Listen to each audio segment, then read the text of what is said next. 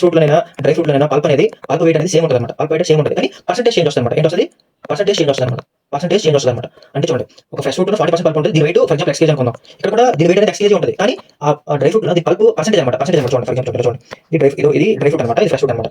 Fresh fruit ఉన్నప్పుడు ఇంత percent pulp ఉండేదన్నమాట. ఇంత పర్సెంట్ పల్ప్ ఉండేది. ఇంత పర్సెంట్ పల్ప్ ఉంటే ఇంత పర్సెంట్ వాటర్ ఉండేదన్నమాట. వాటర్ ఉండేది. సో ఏమైంది? డ్రై చేసినప్పుడు ఏమవుతది నార్మల్‌గా? డ్రై చేసినప్పుడు ఏమవుతది? డ్రై చేసినప్పుడు ష్రింక్ అవుతదన్నమాట. ష్రింక్ అయ్యి ఎర్రగా అవుతదన్నమాట. ఎర్రగా అయినప్పుడు ఇంతవరకు వచ్చేస్తదన్నమాట. ఇంతవరకు ఏంటంటే పల్ప్ వచ్చేస్తది. ఇంత పర్సెంట్ వాటర్ మిగిలిపోతదన్నమాట. పల్ప్ అనేది ఎప్పుడు కూడా సేమ్ ఉంటది కదా! పల్ప్ అనేది ఎప్పుడు 2 విధాలుగా ఇప్పుడు సేమ్ ఉంటది పల్ప్ అనేది. సో మనం ఏం చేస్తాం? పల్ప్‌కి ఈక్వల్ చేసుకుంటాం అన్నమాట. ఇక్కడ సమ్స్‌లో ఏం చేస్తాం? పల్ప్‌కి ఈక్వల్ చేసుకుంటాం కదా! చూడండి క్వెషన్‌లో చూడండి.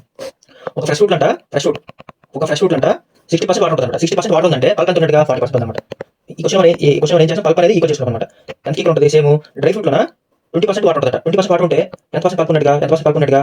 ఎంత పర్సెంట్ పల్ప్ ఉన్నట్టుగా? 80% పల్ప్ ఉన్నట్టుగా కదా! ఇది అన్నమాట చూడండి. మనకి అడిగాడు how much dry fruits can be obtained from 100 kgs of fresh fruits. ఈ ఫ్రెష్ ఫ్రూట్స్ ఎంత ఉన్నాయంట? 100 కేజీస్ ఉన్నాయంట. ఒక 100 కేజీలో ఎంత పల్ప్ ఉంటది? 40% పల్ప్ ఉంటది. సో డ్రై ఫ్రూట్ ఎంత మనకు తెలీదు. సో డ్రై ఫ్రూట్ మనం ఎక్స్ చేసుకుందాం. ఇంటూ దీంట్లో ఎంత పర్సెంట్ పల్ప్ ఉంటది? 80% పల్ప్ ఉంటది. సో 41 42 అంటే 250 అంటే డ్రై ఫ్రూట్ అనేది ఎంత కావాలి మనకి? 50 కేజీస్ కావాలన్నమాట. 50 కేజీస్ కావాలన్నమాట.